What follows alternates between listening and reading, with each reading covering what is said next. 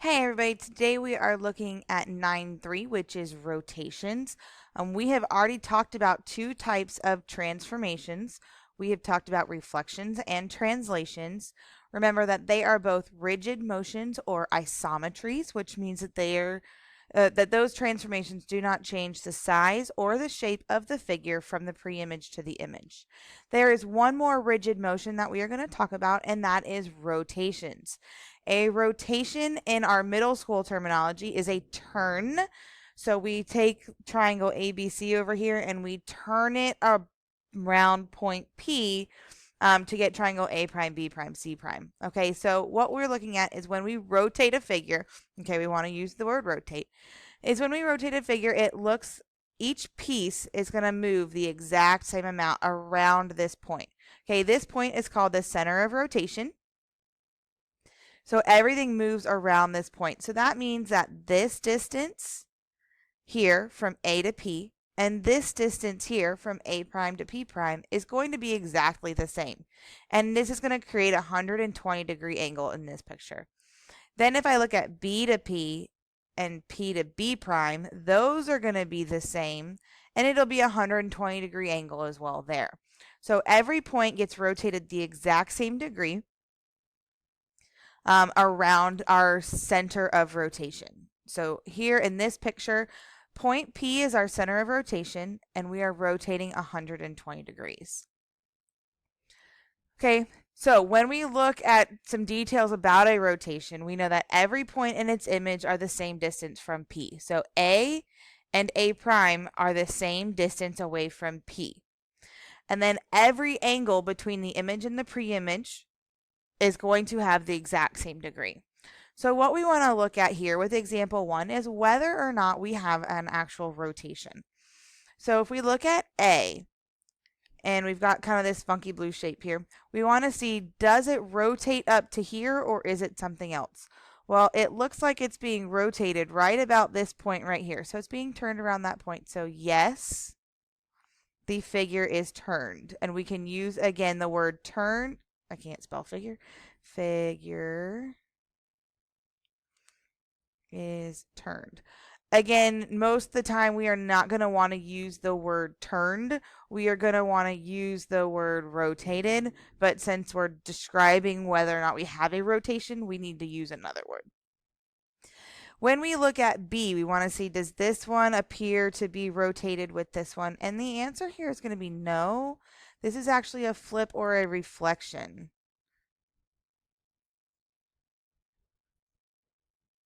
Okay, because these are like back to back.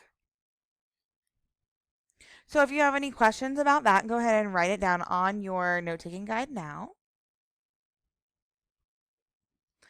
Okay, so with this one, make sure you're on your papers and your papers are printed out while you're working for this. And you're going to want to go ahead and get your protractor. So go ahead and pause this video and go get your protractor if you do not already have it with you.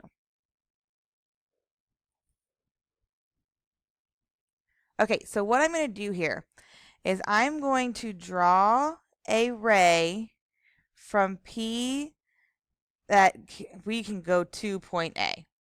Okay. Then I'm going to draw a ray that goes over this way, and I'm just doing that because I'm going to need to move it because I'm not going to be able to. So hold off on drawing that second ray for just a second.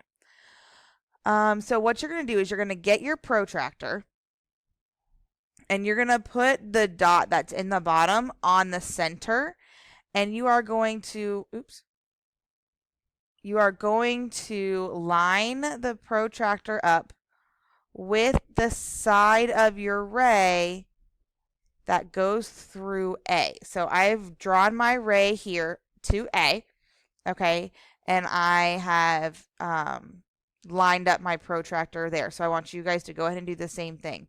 Now, if I look here, wrong thing. If I look here, I can't move this correctly, guys, sorry. There we go. Okay, here's my 150-degree angle. So I am going to take my ray and make this 150 degrees. Okay, so now I'm going to kind of push this off to the side, make that go away. So here, now I know that this angle right here is 150 degrees because I measured it. The next thing that you're going to want to do is on your protractors, most of them have a ruler on the bottom part of it. So you are going to measure how long your segment is. And again, this is a little easier for you guys because you have it on your paper in front of you. So I'm looking right about here. This is about 24, whatever. 20. If this says centimeters, that's going to be a flat out lie. But we can just pretend 24 centimeters. So from here, I'm going to come around and I'm going to measure 24 centimeters. I got to move this up here. On the other side, which is going to be right here. So that makes this a prime. All right. So I'm going to kind of delete this here again for a second. So does everybody see how we get this point here is A prime? Okay. We draw the line from P to A, measure a 120-degree angle, and then we draw the ray that's from P, and we measure this distance, and then we measure this distance so that they're the same. Okay? So that's the first point. We are going to do the same thing for points B and C. So you're going to, okay, so I'm going to erase these. Well, that can hang out. We'll go somewhere else later. But I'm going to just basically leave my A prime. Oh, nuts. Trying to get this together here, guys. This is kind of a challenge working on the computer with this. And I didn't mean to move that either. Sorry, guys. I'll make that go away. Okay. So I'm going to take my ray and I'm going to draw it to B. And then I'm going to bring my protractor back. And I'm going to measure and line it up so that it lines up with the side of the ray. Okay. I'm going to make this ray line up so that it's at the 150-degree mark right here. Okay. So I know that point B is going to go through here. I'm just going to throw that over here because I don't know if it'll let me keep them both open. Oh, look at that. It does. Okay. So then I'm going to measure how far it is from P to B. And we're looking at about 9.123. So then I'm going to take this and I'm going to swing it around.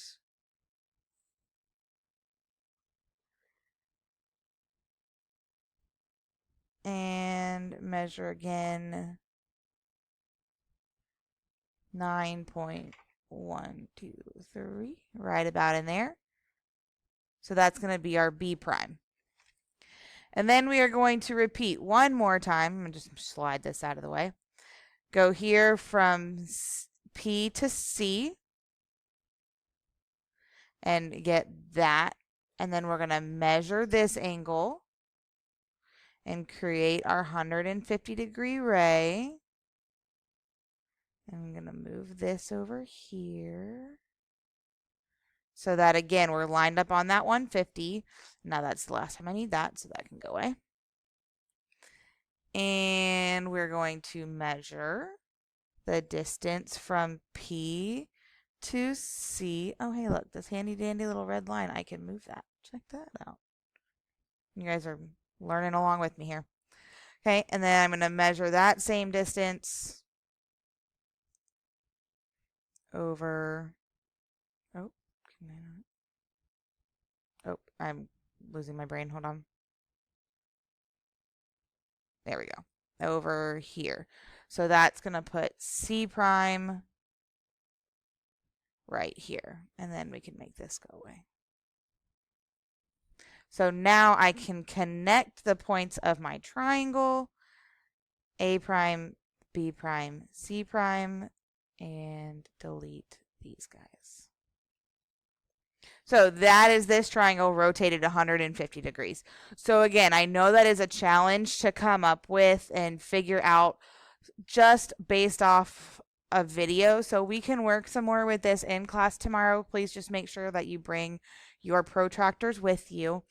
So don't stress overly hard about getting all these steps together. All right. What I want you to definitely be able to do is look at it on the coordinate plane. So here's our rules for rotation in a coordinate plane. We're going 90 degrees. Remember that all of these are counterclockwise. If I take the point 3, 7, okay, like we talked about before, and I rotate it 90 degrees, I'm going to go negative y, so that would be a negative 7, and then my x coordinate, which is 3. Okay, if I'm rotating 180 degrees and I have that same 0.37, I'm going to negate the x and negate the y, just leaving them in that order. So it'll be negative 3, negative 7. And then if I'm rotating 270 degrees on a coordinate plane, and again, I take that same 0.37, I bring my y forward, so that's going to be 7, and then I negate my x in the second part, so negative 3. Okay, so again, these are rules that you are going to want to know and want to memorize because it will definitely help you. So here's what we want to do. We want to take our quadrilateral here and we want to rotate it 270 degrees. Again, that is clockwise, which means we're taking it around this direction. All right. And if we look at our rule, our image or our transformation rule is y negative x. So if my original point is 3, 1, I bring the y forward and then negate my x. So with this one, I have the point 4, 2. So the y is 2. Negative x is going to be negative 4.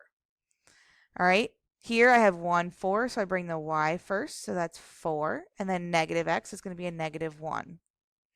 And then here, when I switch these, I'm going to get a 2, and then a negative 0 is still just 0. So these are the coordinates for my image. So I'm going to go ahead and graph these. So I have 1, negative 3. And then I have 2, negative 4. And then I have 4, negative 1.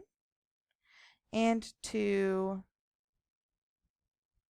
0. And then we can go ahead and connect those coordinates. And that is this image rotated all the way around, 270 degrees. So again, any questions, go ahead and write that on your paper now. All right, go ahead, pause the video, and do this one on your own for me, please. Remember that the coordinate notation is that x comma y, and we draw the arrow and then we fill in whatever goes in here. So this is your coordinate notation. So that's what you're doing here. So you're looking at triangle ABC. How did it get to A prime, B prime, C prime? What did you do? So pause your video, work this out, and then press play to check your answers.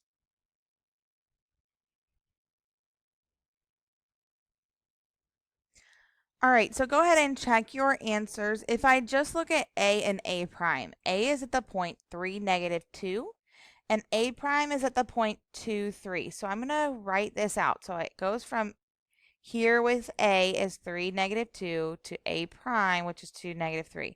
So my X value comes, my Y value comes first and is negative. So it's negative Y, then comma X, because that 3 stays the same.